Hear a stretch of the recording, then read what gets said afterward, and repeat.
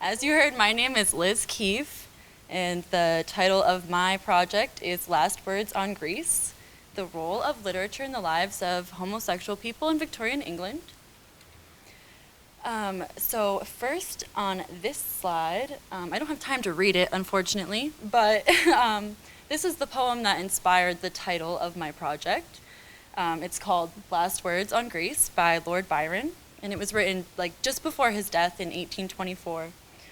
And the reason that I named my project after this poem is not just because Lord Byron's really significant in the literary world and was kind of openly bisexual, but also I think that this poem is an example of the significance of literary influence and expression for homosexual people in Victorian England.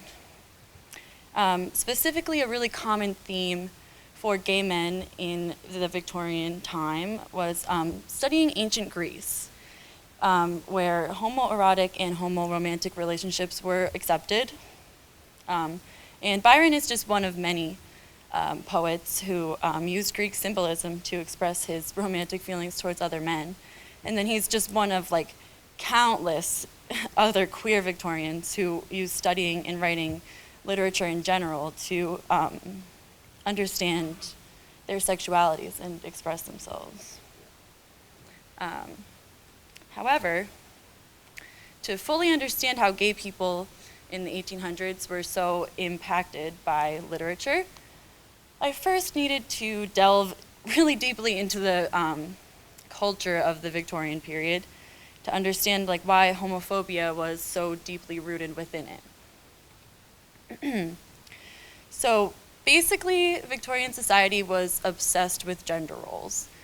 There was a really strict view of sex differentiation, which pretty much declared males and females to naturally be completely opposite.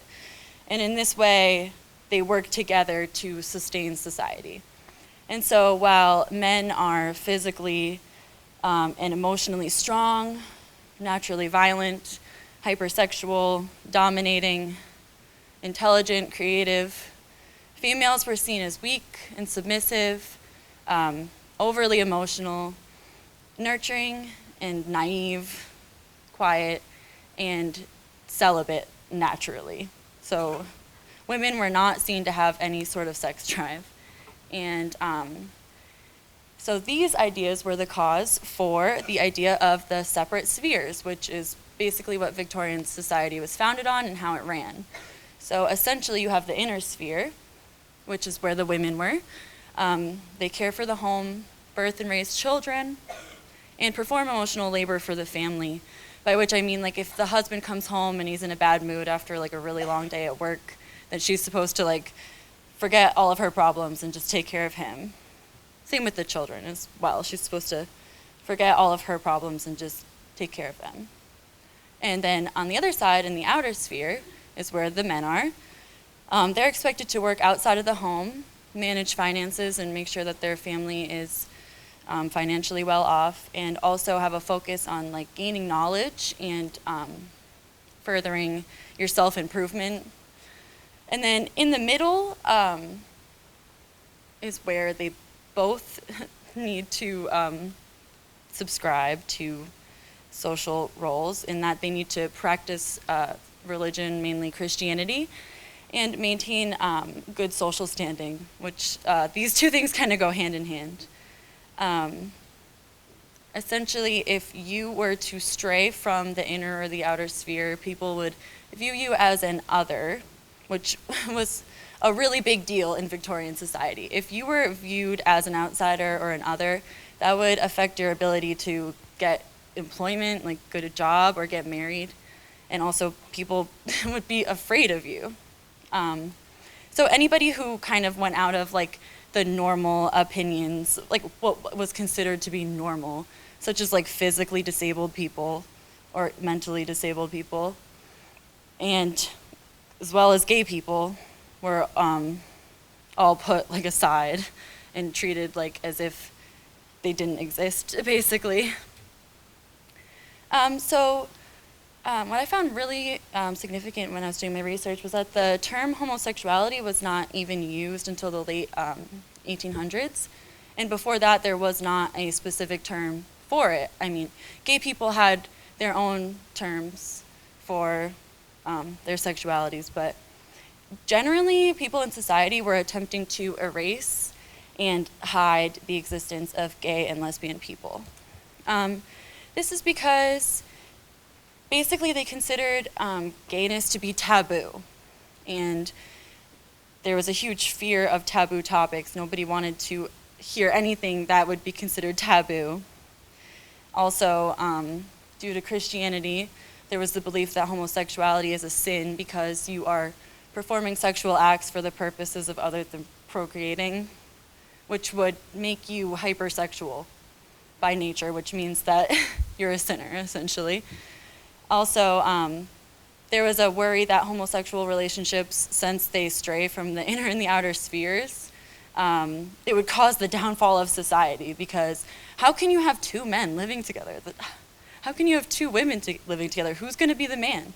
And also, in the 1800s, there was new scientific approaches to viewing homosexuality, which I kind of feel like were really bunk. I have an example, which is Ulrich's theory of earning, which is that homosexuality is caused by an issue in pregnancy where the embryo takes on a male body but has a female mind.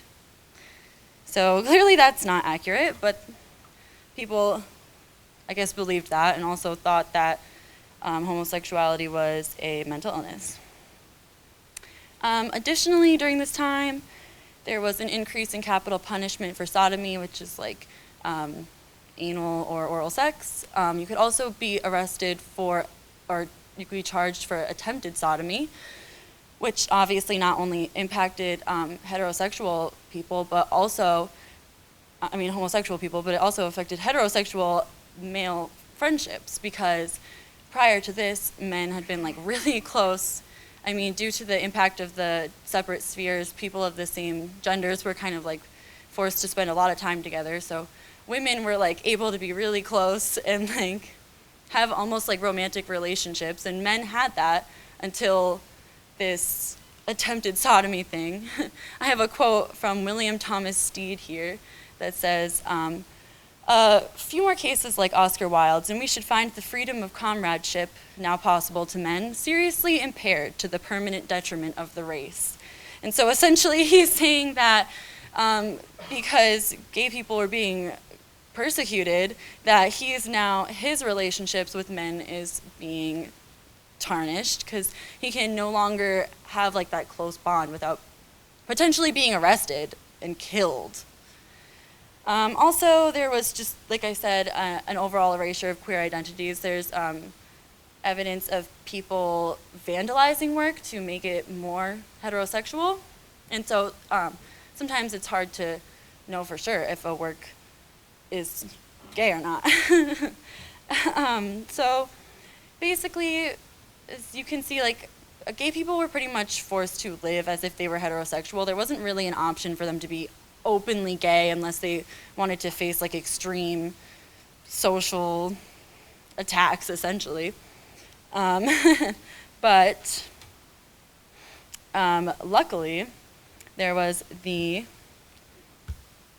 rise of the novel and just overall importance of literature in the Victorian period, which helped all groups of people during the time, because it allowed people to express themselves like through characters and through symbolism, through analogy, everything.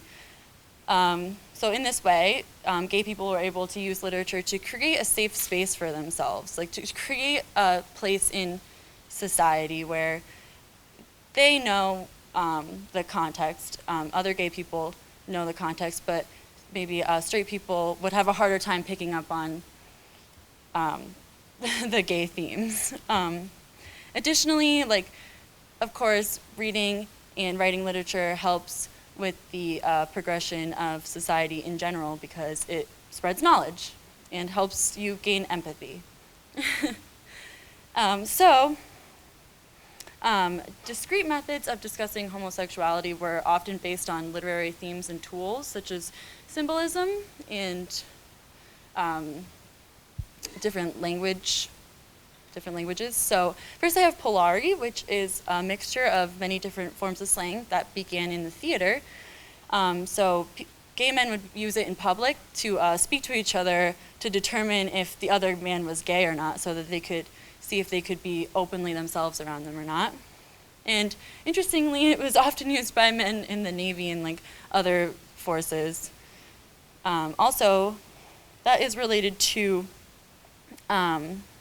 Hellenism, because with polari you had to read between the lines to fully understand the context, and with Hellenism, that was when scholars and writers were essentially using ancient Greek writings to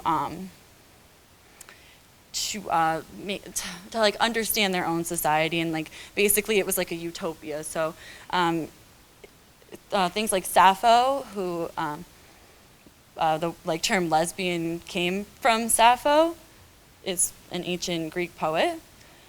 And also Greek studies went in with aestheticism, and a lot of people from the aesthetic movement were gay potentially.